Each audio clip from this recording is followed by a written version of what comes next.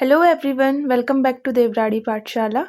So guys, in this video lecture I am going to discuss about cytoskeleton part 3 that is microtubules. ठीक है, part 1 और 2 में आपको already पढ़ा चुकी हूँ that is intermediate filaments के बारे में, और आज हम लोग microtubules को डिस्कस करेंगे डिटेल में. ठीक है, ये यूनिट नंबर 2 सेलुलर ऑर्गेनाइजेशन का पार्ट है. So let's proceed.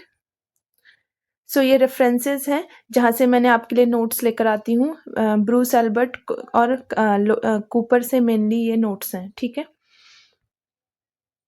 So cytoskeleton के बारे में जो अब तक हमने पढ़ा है उसके बारे में थोड़ा सा एक ब्रीफ सा समरी सा दे देती हूँ मैं आपको स्टार्ट करने से पहले. तो हम लोगों ने क्या पढ़ा था, इंटरमीडिएट फिलामेंट्स के बारे में सबसे पहले पढ़ा था. साइटोस्केलेटन का मतलब जैसे मैंने आपको बताया था कि जो सेल को क्या करता है, ऑर्गेनाइज करके रखता है, शेप देता है और मैकेनिकल स्ट्रेंथ प्रोवाइड करता है सेल को. ठीक है, इंटरमीडिएट फिलामेंट्स के फंक्शंस हमने पढ़े थे. इंटरमीडिएट फिलामेंट का मेजर जो रोल था सेल्स के लिए वो क्या था कि वो मैकेनिकल स्ट्रेंथ प्रोवाइड करता है सेल के लिए. और हमने ये भी पढ़ा था कि ये डायरेक्टली इन्वॉल्व नहीं होता है सेल मोबिलिटी में. इंस्टेड ये क्या करता है, सेल स्ट्रक्चर को स्टेबलाइज करता है.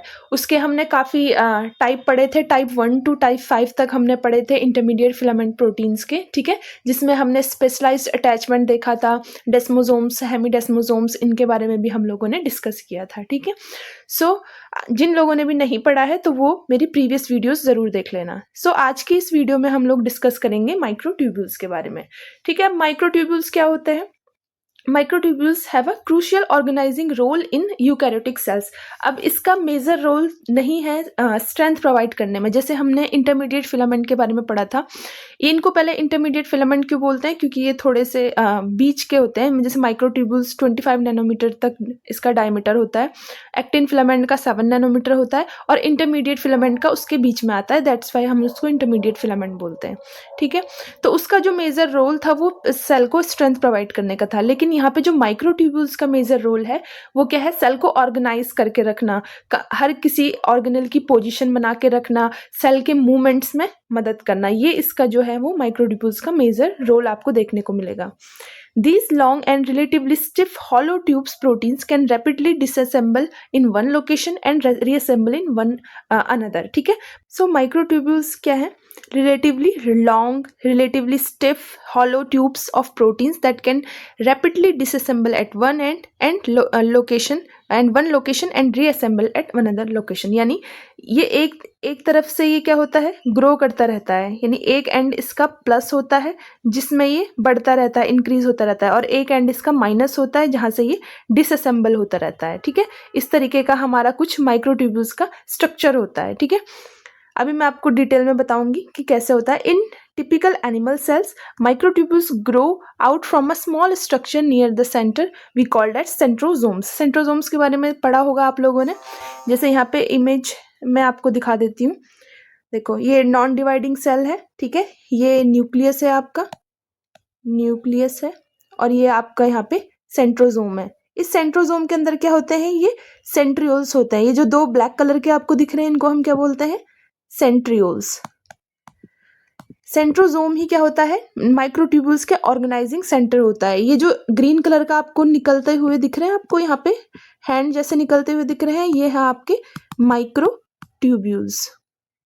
ठीक है, ये माइक्रोट्यूब्यूल्स है. तो जो इसको ऑर्गेनाइज करने वाला सेंटर है उसे हम क्या बोलते हैं, सेंट्रोजोम्स बोलते हैं, जो कि न्यूक्लियस के नियर होता है. जब आप डिवाइडिंग सेल्स देखते हो, आप लोगों ने माइटोसिस के बारे में पढ़ा होगा. अगर किसी ने नहीं पढ़ा है तो माइटोसिस सभी ने सुना तो होगा ही, ऐसा तो नहीं है किसी ने नहीं पढ़ा होगा. माइटोसिस के टाइम पे क्या होता है, हमारा सेल क्या होता है, दो पार्ट्स में डिवाइड होता है. उस टाइम पे हमारा सेंट्रोजोम्स भी क्या हो जाता है, दो पार्ट्स में डिवाइड हो जाता है. यही सेंट्रोजोम्स में से जो निकल रहे हैं ये माइक्रोट्यूब्यूल्स, इनको हम क्या बोलते हैं, माइटोटिक स्पिंडल. जब ये माइटोसिस में ये इस तरीके के स्पिंडल्स बनाते हैं, हम माइटोटिक स्पिंडल्स बोलते हैं. और ये यहाँ पे जो क्रोमोसोम है इसको इक्वल पार्ट्स में डिवाइड करने में हेल्प करता है, ताकि दोनों सेल्स में इक्वल क्रोमोसोम जाए. अगर दोनों सेल्स में इक्वल क्रोमोसोम नहीं जाए तो फिर क्या हो जाएगा, आपका सेल डेथ हो जाएगी या सेल में म्यूटेशन हो जाएगा, है ना. तो इसीलिए इक्वल क्रोमोसोम आना दोनों सेल्स में ज़रूरी है. इस टाइम पे जो है आपका ये माइक्रोट्यूबुल्स का है, ये मेजर रोल प्ले करता है, जिससे कि दोनों सेल्स में फिर बराबर आपको क्रोमोसोम्स देखने को मिलते हैं, ठीक है। Extending out towards cell periphery, they create a system of tracks within cells along which vesicles, organelles and other cell component can be transport. इसका और भी रोल है, जैसे कि आपको ये सेल के अंदर क्या करता है, ट्रैक्स जैसे रास्ते जैसे प्रोवाइड करता है, इस तरीके के ट्रैक्स होते हैं जिसमें आपके वेसाइकल हो गया या ऑर्गेनल्स हो गए, ठीक है, या अदर कंपोनेंट मैक्रोमोलिक्यूल्स हो गए, वो जो है वन प्लेस से दूसरे प्लेस में ट्रांसपोर्ट हो सके। सेल के अंदर अगर कोई भी चीज़ ट्रांसपोर्ट होती है तो इन्हीं माइक्रोट्यूब्यूल्स के थ्रू ट्रांसपोर्ट की जाती है।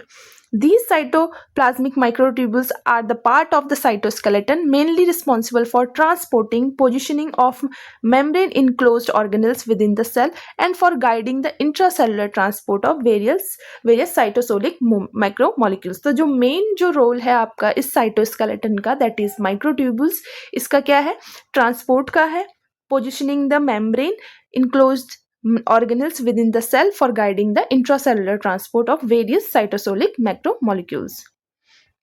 ठीक है, जैसे यहाँ पे माइक्रोट्यूबुल्स दिखा रखा है, grow out from organising centre. किस तरीके से ये है सीलिएटेड सेल। सीलिएटेड सेल में आपको क्या कैसा दिखता है, माइक्रोट्यूबुल्स इस तरीके से यहाँ से ये निकल रहा है, ये सेंट्रियोल्स हैं, दोनों क्या है, सेंट्रियोल्स।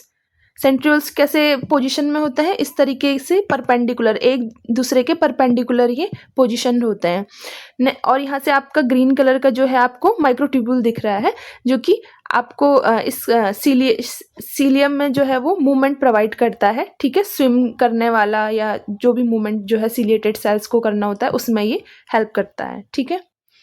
नेक्स्ट चलते हैं। When a cell enter in mitosis, cytoplasmic microtubules disassemble and then reassemble into intricate structure called mitotic spindle. ये मैंने आपको बता दिया, जब भी सेल माइटोसिस में जाता है तो साइटोप्लाज्मिक माइक्रोट्यूबुल्स डिसअसेंबल होते हैं और फिर रीअसेंबल होते हैं और स्ट्रक्चर क्रिएट करते हैं जिसे हम माइटोटिक स्पिंडल बोलते हैं, ठीक है, जो हमने इस फिगर में मैंने आपको बताया।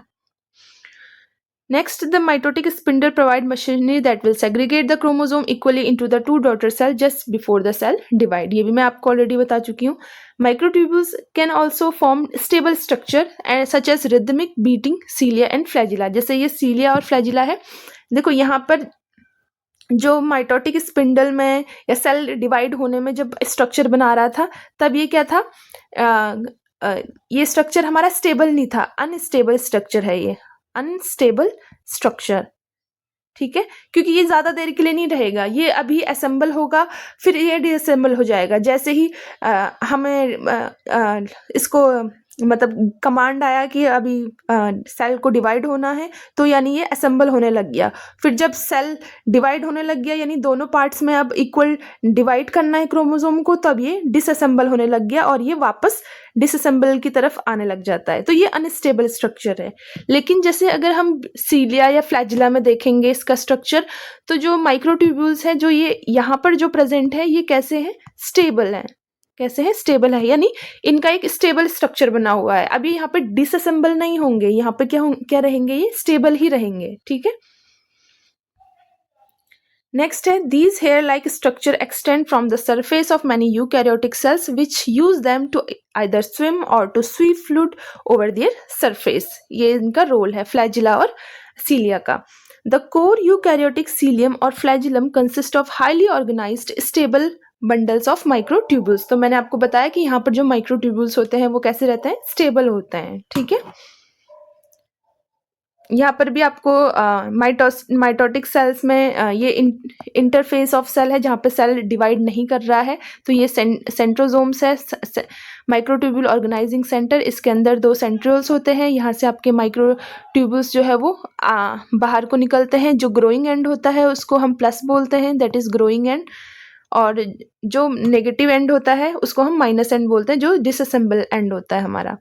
तो जब भी आपका सेल माइटोसिस में पहुंचता है तो यहाँ पर आपको क्रोमोसोम को इक्वल पार्ट्स में डिवाइड करने में ये अटैच होता है काइनेटोकोर से, और फिर ये इक्वली जो है वो दोनों सेल्स में बराबर डिवाइड कर देता है किसको, क्रोमोसोम्स को, ठीक है। ओके, नेक्स्ट चलते हैं। अब हम माइक्रोट्यूब्यूल्स के स्ट्रक्चर के बारे में पढ़ लेते हैं कि ये आखिर होते कैसे हैं। तो माइक्रोट्यूब्यूल्स कैसे होते हैं? आर होलो ट्यूब्स होती हैं जैसे, वैसे होते हैं। Are structurally distinct at the end, और इनके एंड जो है वो स्ट्रक्चरली डिस्टिंक्ट होते हैं, यानी ये इस तरीके का ट्यूब होता है, इस तरीके का होलो ट्यूब होता है, होलो ट्यूब स्ट्रक्चर। इसके अंदर क्या है? पूरा खाली है, और बाहर बाहर से ये इस तरीके के स्ट्रक्चर्स बने हुए होते हैं, ठीक है।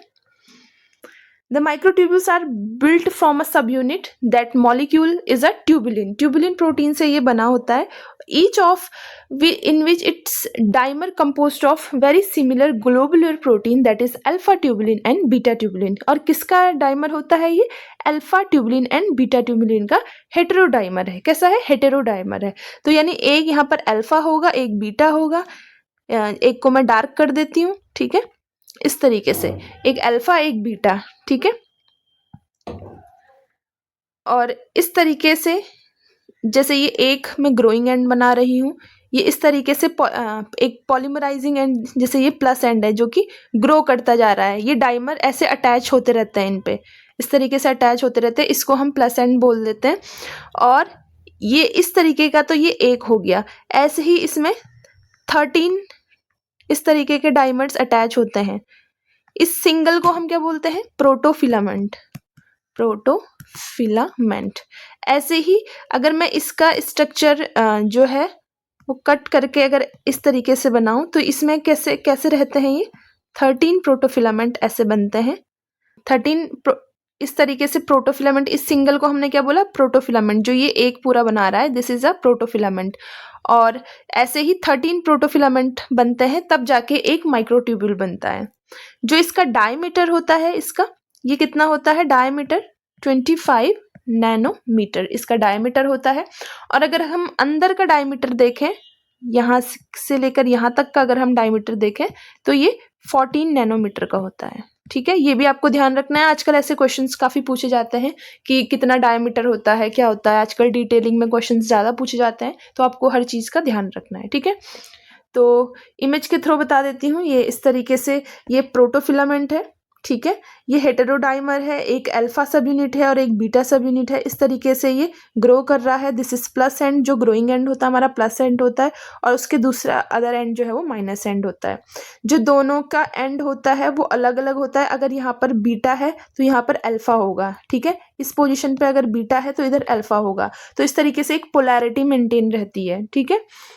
ये आपका ल्यूमेन है, बीच में खाली स्पेस है। इस तरीके के 13 यहाँ पे 1 2 3 4 5 6 7 8 9 10 11 12 13 यूनिट्स इस तरीके से अटैच होती हैं, ठीक है। तब जाके ये क्या बनाती है? एक माइक्रोट्यूब्यूल बनाती है, जो आपको यहाँ पे देखने को मिल रहा है, ठीक है। और इसका जो डायमीटर है मैंने आपको बता दिया, दैट इज 25 नैनोमीटर आपका बाहर से होता है, और अंदर की अगर हम बात करें तो ये 14 नैनोमीटर होता है, ठीक है। ओके, नेक्स्ट है the tubulin dimer stack together again by covalent non covalent bonding to form a wall of hollow cylinder.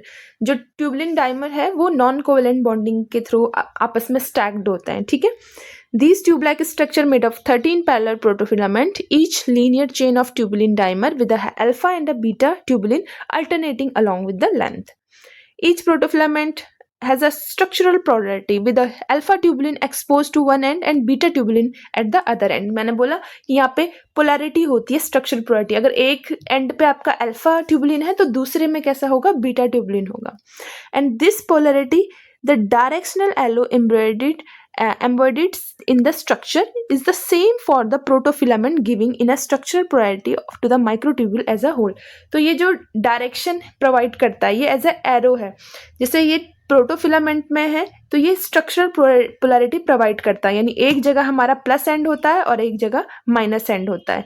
जहाँ पर भी हमारा बीटा ट्यूबुलिन एंड, जिस एंड पे भी हमारा बीटा ट्यूबुलिन होगा उसे हम प्लस एंड बोलते हैं, और जो जहाँ पर भी हमारा अल्फा ट्यूबुलिन होता है उसे हम माइनस एंड बोलते हैं, ठीक है।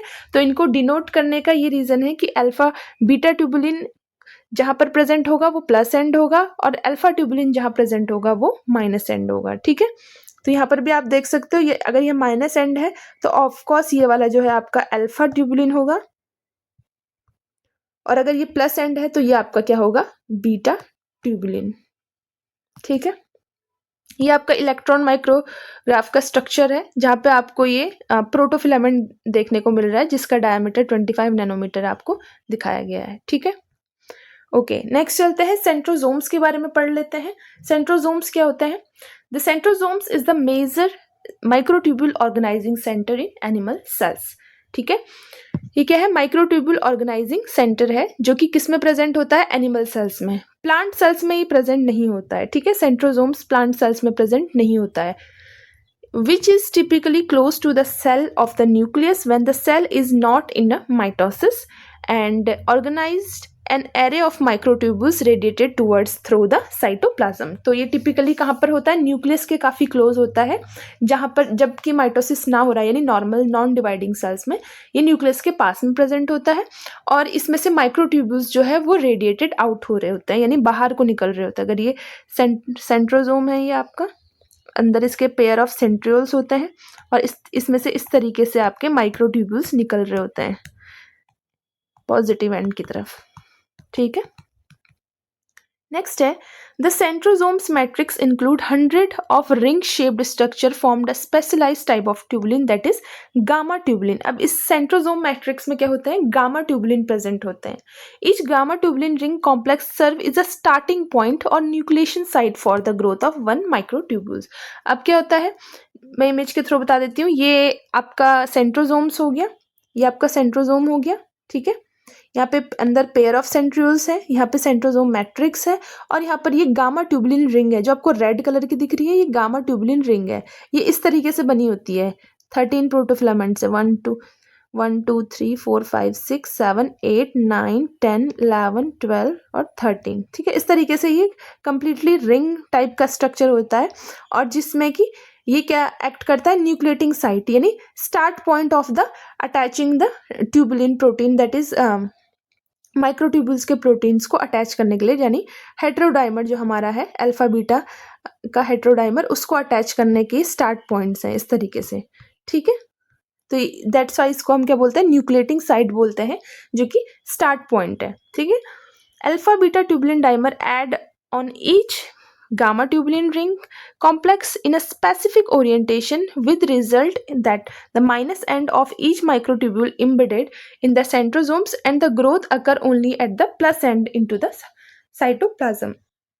तो ये इस तरीके से अटैच होते हैं कि जो माइनस एंड है वो उस सेंट्रोजोम में एम्बेडेड हो, और जो ग्रोइंग एंड है वो बाहर की तरफ हो, यानी बीटा ट्यूबुलिन बाहर की तरफ हो और अल्फा ट्यूबुलिन अंदर की तरफ हो। ठीक है, समझ में आ रहा है कैसे कर रहे हैं? ठीक है, सिंपल सा है। सेंट्रोजोम है, ये सेंट्रोजोम के अंदर पेयर ऑफ सेंट्रियोल्स है, जो कि कैसे रहते हैं? आपस में परपेंडिकुलर होते हैं। इसमें आपको इस तरीके से रिंग जैसे स्ट्रक्चर देखने को मिल रहा है, जो कि गामा ट्यूबुलिन का है, गामा ट्यूबुलिन का है, और यही जो है न्यूक्लिएशन साइट है फॉर माइक्रोट्यूब्यूल्स के ऑर्गेनाइजेशन के लिए, पॉलीमराइजेशन के लिए। ये रिंग जो आपको दिख रही है, ये 8 प्रोटोफिलामेंट से बनी हुई है, यानी इसमें 13 रिंग ऐसी प्रेजेंट होगी। इन 13 रिंग्स में ईच में आपको क्या देखने को मिलेगा? डाइमर हेटेरोडाइमर ट्यूबुलिन के अटैच होते हुए दिखेंगे। ये इस तरीके से अटैच होते रहेंगे, और इस तरीके से यहाँ से ये स्ट्रक्चर जो है वो रेडिएटेड आउट होते रहेंगे। ठीक है, इस तरीके से ये रेडिएटेड आउट होते रहेंगे, तो ये एक स्ट्रक्चर बनाएगा। ये 13 प्रोटोफिलामेंट का ये एक स्ट्रक्चर बनाएगा। तो इस तरीके से ये बहुत सारे स्ट्रक्चर यहाँ पे फॉर्म होंगे। जैसे आप ये इमेज सी में देख सकते हो, जितने ये रेड कलर के दिख रहे हैं आपको, ये गामा ट्यूबुलिन है, और इसमें से आपको ये माइक्रोट्यूब्यूल जो है ग्रीन कलर का दिख रहा है, उसमें से ये बाहर की तरफ निकल रहे हैं। ठीक है, ओके, नेक्स्ट है, centrioles have no role in the nucleation of the microtubule. Microtubule के न्यूक्लिएशन में सेंट्रियोल्स का कोई रोल नहीं है, क्योंकि गामा ट्यूबुलिन जो रिंग जो है वो अलोन सफिशिएंट है to for the nucleation of microtubule, and their function remains something of a mystery, specially as lack them in plant cell. ठीक है, तो सेंट्रियोल्स भी प्लांट सेल्स में नहीं प्रेजेंट होते हैं, ना सेंट्रोजोम प्रेजेंट होता है और ना सेंट्रियोल्स प्रेजेंट होता है। ठीक है, तो इसका रोल अभी तक मिस्ट्री है कि इसका रोल किस में है, ये अभी तक पता नहीं है, क्योंकि मेजरली जो रोल प्ले कर रहा है वो गामा ट्यूबुलिन प्ले कर रहा है फॉर माइक्रोट्यूब्यूल्स न्यूक्लिएशन साइट, यानी start point of microtubules. Next, centriole do, however, act as an organizing center for the microtubules in cilia and flagella. cilia और flagella के लिए ऑर्गेनाइजिंग सेंटर की तरह act करता है. They were called as basal body, और वहां पर इनको सेंट्रियोल्स ना बोल के बेसल बॉडी बोला जाता है. ठीक है, सिलिएटेड सेल या फ्लैजिला में आप देखा जाएगा, देखते होंगे, तो वहां पर आपको इनको आप सेंट्रियोल्स ना बोल के बेसल बॉडी बोलते हो. और यहाँ पर ये जो है माइक्रोट्यूब्यूल्स को ऑर्गेनाइज करता है, और यहाँ पर जो हमारे माइक्रोट्यूब्यूल्स होते हैं वो स्टेबल होते हैं, स्टेबल माइक्रोट्यूब्यूल्स होते हैं. ठीक है, ओके. नेक्स्ट है growing microtubule display a dynamic instability. जो भी ग्रोइंग माइक्रोट्यूब्यूल्स होते हैं वो डायनामिक इनस्टेबिलिटी देखने को मिलता है. डायनामिक इनस्टेबिलिटी का मतलब क्या हो गया कि switching back and forth between polymerisation and depolymerisation, यानी इनमें पॉलीमराइजेशन भी होता रहता है और डीपॉलीमराइजेशन भी होता रहता है. ठीक है, तो उसे हम डायनामिक इनस्टेबिलिटी बोलते हैं. ठीक है, यानी एक हैंड पे पॉलीमराइजेशन हो रहा है, दूसरे हैंड पे डीपॉलीमराइजेशन हो रहा है. So once a microtubule has been nucleated, it is typically grow outward from the organizing center for many minutes by the addition of alpha beta tubulin dimer on its plus end. Then, without warning, the microtubules can suddenly undergo a transition that causes it to shrink rapidly inwards by losing tubulin dimer into free plus end. ठीक है, वहीं अगर आपको देखने को मिलेगा कि जो हमारा अल्फा बीटा ट्यूबुलिन है, एक तो प्लस एंड पे ग्रोइंग एंड पे अटैच होते रह रहे हैं. ठीक है, इस तरीके से अटैच होते रहते हैं. वहीं दूसरी तरफ थोड़ी ही देर बाद वो आपको डिसअसेंबल भी होते हुए देखने को मिलेंगे कि यहाँ पे ट्यूबुलिन जो है वो डिसअसेंबल हो रहा है और हमारे माइक्रोट्यूब्यूल्स जो है वो डिसअसेंबल यानी लूज कर रहे हैं ट्यूबुलिन डाइमर्स को. It may shrink partially and then no less suddenly start growing again. थोड़ी देर के लिए ये श्रिंक हो जाएगा, लेकिन फिर अचानक से फिर से ग्रो होने लग जाएगा और ये कंप्लीटली डिसअपियर भी हो जाता है और replaced by a new microtubules that grow in the same gamma tubulin ring complex. This remarkable behaviour switching back and forth between the polymerization and depolymerization known as dynamic instability, और इसी को हम क्या बोलते हैं, डायनामिक इंस्टेबिलिटी. जैसे आपको इस पिक्चर में देखने को मिल रहा होगा, ये जो रेड कलर के एरो है ये हमें दिखा रहा है प्लस एंड यानी ग्रोइंग एंड, यानी ये ग्रो कर रहा है, और ये जो ब्लू कलर का दिखा रहा है ये माइनस यानी ये डिसअसेंबल हो रहा है, यहाँ से ये डिसअसेंबल हो रहा है. ठीक है, यहाँ पे ये डिसअसेंबल हो रहा है. तो एज अ रिजल्ट जो ये वाले थे ये क्या हो चुके हैं, यहाँ पे डिसअसेंबल यानी स्मॉल हो चुके हैं, और जो ये ग्रो करने वाले थे ये क्या हो चुके हैं, आपके लार्ज हो चुके हैं. ठीक है, तो ये दिखाने की कोशिश कर रहे हैं. Next, a microtubules grow out from a centrosomes can however be prevented from disassemble if its placenta is stabilized by attachment to the another molecule or a cell, so it prevents its depolymerization. हम इसका depolymerization रोक सकते हैं. अगर कोई microtubules centrosome से आ रहा है और फिर वो disassemble होने लग जा रहा है, लेकिन हम उसका disassemble कैसे रोक सकते हैं, जैसे अगर ये कोई माइक्रोट्यूब्यूल है, ये सेंट्रोसोम है, इसमें से माइक्रोट्यूब्यूल आ रहा है. ठीक है, ये सेल है आपका, और हमने यहाँ पे कुछ लगा दिया है जिससे कि आपका प्लस एंड जो है वो स्टेबलाइज हो जाए. तो ये इस पे अटैच कर जाएगा इस तरीके से, जिससे कि ये अब क्या नहीं होगा, डिसअसेंबल नहीं होगा. अगर हमने इसको यहाँ से अटैच कर लिया तो ये डिसअसेंबल नहीं होगा. If stabilized attachment of a structure is more distant region of the cell, the microtubule will stabilize relatively stable link between the structure and the centrosome. The centrosome can be compared with the fisherman cast line. आपने fisherman का casting line देखा है? If there is a no bite in the end of the line will quickly withdrawn and a new cast is made. But if a fish bite, the line remain in place, tether the fish to drawn in a fisherman. जैसे मैं आपको दिखा देती हूँ इसका वो, ये देखो, centrosome like a fisherman casting line. यहाँ पर ये आपका सेंट्रोसोम है, ये जो फिशरमैन है ये आपका क्या है, सेंट्रोसोम है. यहाँ पे सेंट्रियोल्स रखे हुए हैं. ठीक है, और ये जैसे ये इस तरीके से स्ट्रक्चर होता है, रिंग टाइप का स्ट्रक्चर होता है. अगर आपका फिशरमैन ने फिश बाइट कर ली, फिश ने यहाँ पे बाइट कर लिया है, तो ये पूरा सर्कल ही रहता है, ये स्टेबलाइज हो जाता है. यानी कि हमारा अगर माइक्रोट्यूब्यूल्स को कहीं पे स्ट्रक्चर मिल गया है, किसी पे बाइंड हो चुका है वो, तो वो स्टेबलाइज ही रहता है, वो फिर नहीं निकलता है. लेकिन अगर यहाँ पर बाइट ना हो, at the end of the tether line the line is quickly withdrawn and made a new cast. अगर यहाँ पे कुछ भी नहीं हुआ तो फिर ये लाइन को विड्रॉ कर लेते हैं और फिर से एक नई लाइन बनाते हैं। ठीक है, तो इस तरीके से ये एग्जाम्पल के तौर पे दिया गया है। ठीक है, यहाँ पे आप ये देख सकते हो। हाँ, यहाँ पर देखो ये सेंट्रोसोम है न्यूक्लियस के पास में। तो यहाँ पे ये ग्रोइंग माइक्रोट्यूब्यूल्स है। आपने माइक्रोट्यूब्यूल कैपिंग प्रोटीन यहाँ पर लगा लिया है सेल के पास में, जिससे कि अब क्या होगा, माइक्रोट्यूब्यूल्स यहाँ पर क्या हो रहे हैं, अटैच हो रहे हैं इस वाली पोजीशन पे। और यहाँ पे अटैच होने के बाद ये क्या बना रहे हैं, स्टेबल माइक्रोट्यूब्यूल्स। जबकि ये वाले जो माइक्रोट्यूब्यूल्स है ये अभी भी क्या है, अनस्टेबल है। ठीक है, तो इस तरीके से है।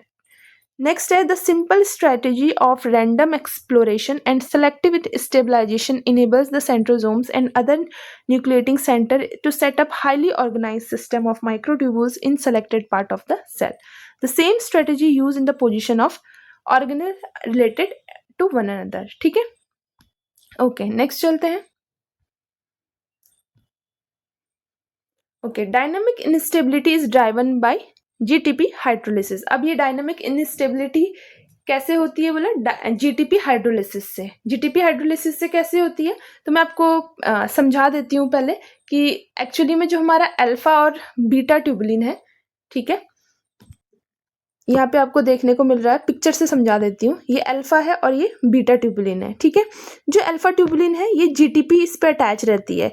ये जीटीपी इस पे हमेशा अटैच रहती है, ये नेवर हाइड्रोलाइज्ड, ये कभी हाइड्रोलाइज नहीं होती है।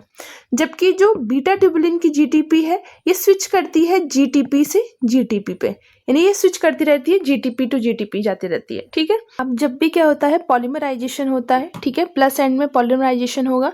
जब भी ये ट्यूबुलिन डाइमर, ये ट्यूबुलिन डाइमर है, ट्यूबुलिन डाइमर है जिसके पास की क्या है, अटैच्ड जीटीपी है बीटा ट्यूबुलिन के पास में। ठीक है, अल्फा ट्यूबुलिन के पास तो हमेशा ही रहेगी, लेकिन जो बीटा ट्यूबुलिन का जीटीपी है वो जीटीपी में कन्वर्ट होता लगता है। तो हमने ये जीटीपी किसका समझा है, बीटा ट्यूबुलिन का, क्योंकि अल्फा के पास तो हमेशा ही रहेगी। तो जब बीटा ट्यूबुलिन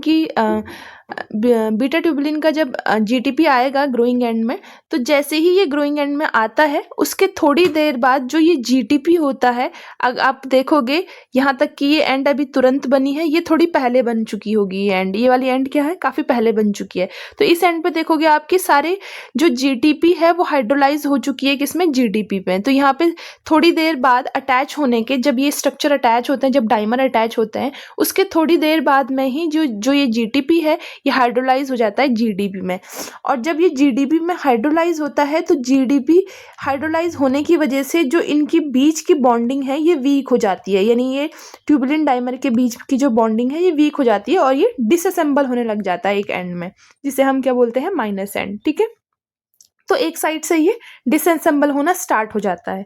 ठीक है, तो after a short duration of time ये इस तरीके से आपको देखने को मिलता है। ठीक है, सो यहाँ पर भी लिखा हुआ है, each free tubulin dimer contain 1 GTP molecule that tightly bound to the beta tubulin which hydrolyse to GTP shortly after dimer added in the growing microtubule. जैसे ही डाइमर को ऐड किया जाता है ग्रोइंग माइक्रोट्यूबुल में, उसके थोड़ी देर बाद में ही जीटीपी हाइड्रोलाइज हो जाती है जीडीपी में, और this GDP remain tightly bound to the beta tubulin. When polymerization proceed rapidly, जब पॉलीमराइजेशन बहुत तेजी से होता है तो ट्यूबुलिन डाइमर ऐड होते रहते हैं in the end of the microtubule faster than the GTP that carry is hydrolysis. तो जब पॉलीमराइजेशन होता है तब ट्यूबुलिन डाइमर बहुत फास्ट रैपिडली जो है वो ऐड होते हैं, एज कंपेयर टू जो उनकी स्पीड होती है जीटीपी हाइड्रोलिसिस की, वो लो हो जाती है। यानी इस एंड की जो ये स्पीड है ये तो होगा ही, डीपॉलीमराइजेशन तो होगा ही एक एंड में,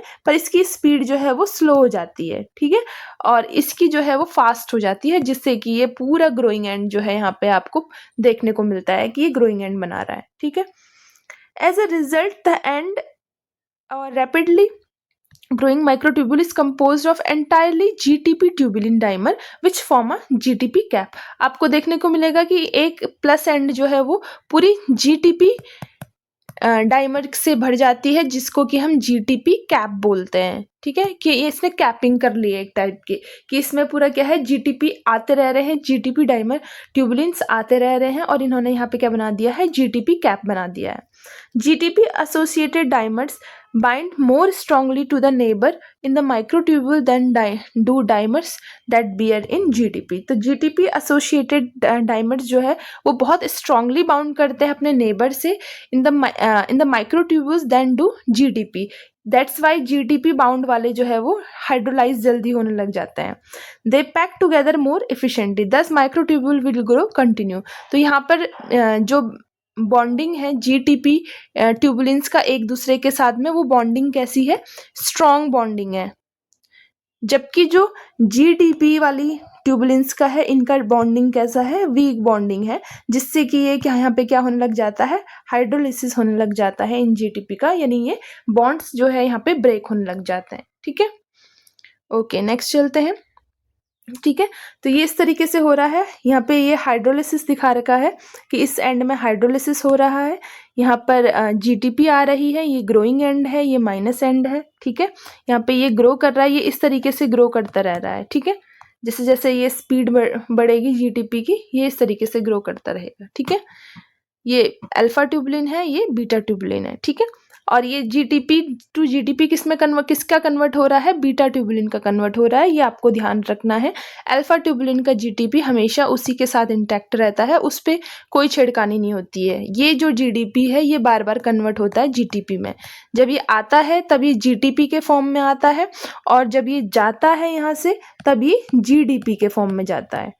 और ये कौन है, बीटा ट्यूबुलिन। ठीक है, दैट्स वाई आपको प्लस एंड में कौन दिखता है, बीटा ट्यूबुलिन दिखता है, और माइनस एंड में जो है वो अल्फा ट्यूबुलिन दिखता है, क्योंकि बीटा ट्यूबुलिन ही क्या है, जिसका जीटीपी हाइड्रोलाइज होता है और जीटीपी में कन्वर्ट होता है, यही अटैच करता रहता है यहाँ से। ठीक है, ओके नेक्स्ट चलते हैं। ये भी ये डायग्राम्स अलग अलग बुक से है, वो कूपर की थी, ये एल्बर्ट की है, ब्रूस एल्बर्ट की। ठीक है, तो ये अलग अलग बुक्स के डायग्राम हैं, अलग अलग कॉन्सेप्ट के हैं। अगर किसी का समझ नहीं आ रहा है तो वो दूसरा देख सकता है। यहाँ पर भी ये सेम ही दिखा रखा है, जो ट्यूबुलिन डाइमर है वो अटैच कर रखा है जीटीपी से, दैट्स वाई ये डार्क कलर का दिखा रखा है।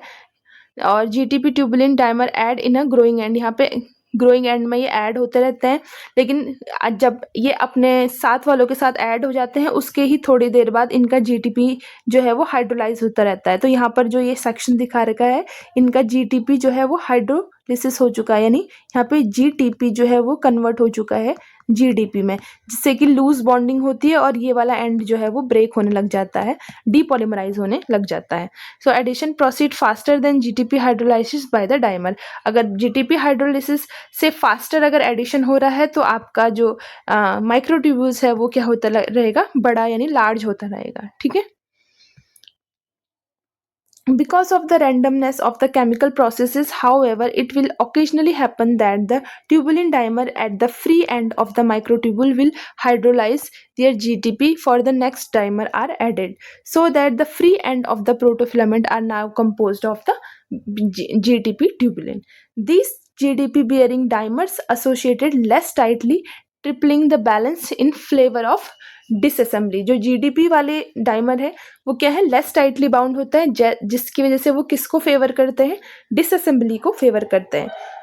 Next is because of the rest of microtubules is composed of GTP tubulin, the once depolymerization has started, it will tend to continue and microtubule start shrinking rapidly and continue may even disappear. ठीक है, so easy था। I hope आप लोगों को समझ में आ गया होगा कि किस तरीके से यहाँ पर श्रिंकेज और उसकी बात करी गई है। अभी तक पॉलीमराइजेशन हो रही थी, अब ये श्रिंकेज है। श्रिंकेज कैसे होगा, जब इसी एंड पे क्या होगा, अब और ऐड नहीं हो रहा होगा, no addition of GTP dimer. GTP वाले ही अल्फा बीटा डाइमर यहाँ पर ऐड होंगे। ठीक है, अगर यहाँ पर ऐड नहीं हो रहे हैं तो यही एंड में थोड़ी देर बाद मैंने आपको बताया था कि आफ्टर एडिंग जीटीपी डाइमर यहाँ पर क्या हो जाता है, जीटीपी जो है वो जीडीपी में कन्वर्ट हो जाता है। पहले तो ये भी जीटीपी होंगे लेकिन अब ये जीडीपी में कन्वर्ट हो रहे हैं और अब यहाँ पे कुछ और ऐड नहीं हो रहा है, तो यही एंड आपका क्या करने लग जाता है, ट्यूबुलिन रिलीज करने लग जाता है, क्योंकि जीडीपी ट्यूबुलिन्स क्या होते हैं, एक दूसरे के साथ में ये बॉन्डिंग नहीं रखते हैं मजबूत, तो ये डिसअसेंबल होने लग जाता है और आपका माइक्रोट्यूब्यूल्स कैसा हो जाता है, श्रिंक कर जाता है। ठीक है, यहाँ पर भी सेम दिखा रखा है। पहले तो जीटीपी की कैप थी, तब तक तो ठीक था, उसके बाद जीटीपी कन्वर्ट हो गया जीडीपी में और अब ये डिसअसेंबल होने लग गया है, यानी श्रिंकेज आपको देखने को मिल रहा है। तो आई होप आप लोगों को समझ में आया होगा जो भी मैंने अभी तक पढ़ाया है। ठीक है, और बाकी मैं इसके नेक्स्ट वीडियो में जो हम पढ़ेंगे वो है माइक्रोट्यूब्यूल्स डायनामिक्स मॉडिफाइंग ड्रग्स के बारे में हम पढ़ेंगे कि कौन कौन से ड्रग्स जो है वो माइक्रोट्यूब्यूल्स के डायनामिक्स को मॉडिफाई कर सकते हैं, यानी इसके पॉलीमराइजेशन और श्रिंकेज को कौन कौन से ड्रग जो है वो मॉडिफाई कर सकते हैं, वो हम इसके नेक्स्ट वीडियो में पढ़ेंगे। ठीक है गाइज, सो अगर आप लोगों को कोई भी डाउट हो, कोई भी कहीं पर भी समझ नहीं आया हो, तो आप इस ग्रुप के कमेंट सेक्शन में पूछ लेना। मैं चाहे तो नेक्स्ट वीडियो में एक्सप्लेन कर लूँगी या कमेंट सेक्शन में एक्सप्लेन कर दूँगी। ठीक है, तो मिलते हैं नेक्स्ट वीडियो में, तब तक के लिए टेक केयर, बाय बाय।